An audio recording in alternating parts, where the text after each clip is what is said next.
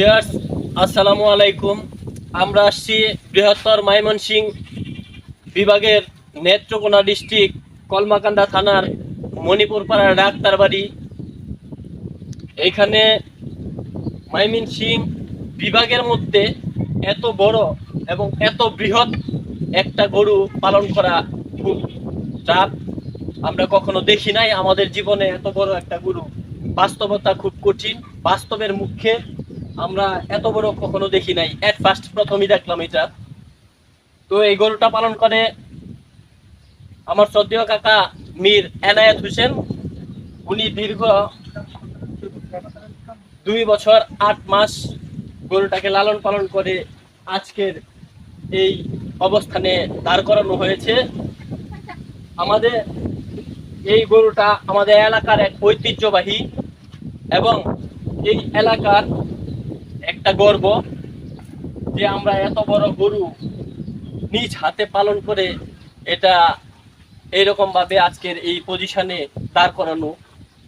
তো আমি আমার শ্রদ্ধেয় কাকাকে কিছু কোয়েশ্চেন করব, আপনারা একটু অপেক্ষা করেন। যেখানে আছেন ওইখান থেকে এত বড় এবং এত বৃহৎ একটা গরুর জন্য একটা লাইক, একটা কমেন্ট এবং শেয়ার তো অবশ্যই থাকবে, যেটা না হলে নাই হয়। তো আমরা সরাসরি আমার শ্রদ্ধেয় কাকার কাছে কিছু প্রশ্ন করি। আসসালামু আলাইকুম কাকা। ওয়ালাইকুম আসসালাম ওয়া রাহমাতুল্লাহি ওয়া বারাকাতুহু। কেমন আছেন কাকা? আলহামদুলিল্লাহ। যাক, আপনি যে এত বড় গরুটা লালন পালন করছেন, এটা কতদিন যাবত এরকম পালন করতেছেন? এটা আমার গাভী ছিল, গাভীর ঘরে বাচ্চা, আমার নিজের হাতের বাচ্চা। এর বয়স হলো এই 2 বছর 8 মাস চলতেছে রানিং।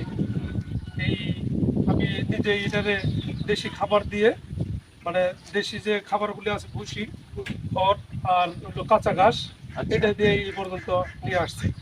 এখন আমি চিন্তা ভাবনা করতেছি এই গরুটা এই কুরবানির জন্য, মানে বিক্রি করার জন্য প্রস্তুত নিচ্ছি। আচ্ছা, যাক। তো এই যে এত বড় গরুটা, আপনি এটার যে দৈনিক একটা পার ডে খাবার, কত টাকার খাবার লাগে? এটা প্রতিদিন 750 থেকে 800 টাকার প্রতিদিন খাবার লাগে। কাকা, আপনার এই গরুটা যে এত বড় গরু, এটার তো একটা নাম আছে। এই গরুটার নাম কি রাখছেন আপনি? এটা আমি কালা বাহাদুর রাখছি। কালা বাহাদুর।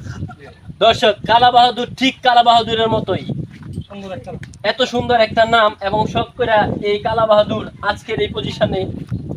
তো এই কালা বাহাদুরের ওজনটা কতটুকু হয়েছে সেটা কি আপনি দেখছেন? এটা আমি স্কেল দিয়ে মাপছি। আচ্ছা, আনুমানিক 1100 কেজির উপর আছে। 1100 কেজি প্লাস। কাকা, আপনি যে এই গরুটাকে লালন পালন করছেন, জি তো কুরবানির মধ্যে এটা বিক্রি করে দিবেন।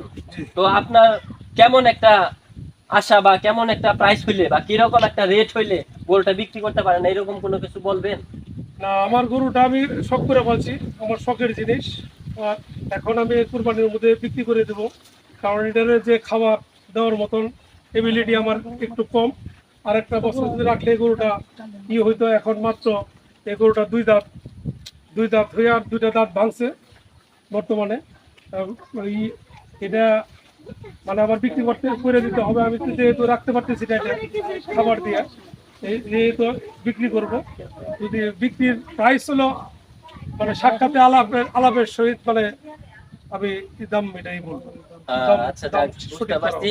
আপনারা যদি দর্শক আপনাদের মাঝখান থেকে এবং আপনাদের আনাচে কোনাচে যে যেই রকম ভাবে হোক, যে যদি কোনো ব্যক্তি এটাকে ক্রয় করতে চান বা কিনতে চান, আপনার নিঃসন্দেহে আসতে পারেন এবং কন্টাক্ট নাম্বার থাকবে, সেই নাম্বারে যোগাযোগ করতে পারেন এবং এটার দাম দর আপনারা আলোচনা সাপেক্ষে হবে। এটা এরকম আর যদি গরু পালতে পারি, আর এটা আমার গরুর জন্য এটা দোয়া করবে। আর সবার কাছে শেয়ার চাই।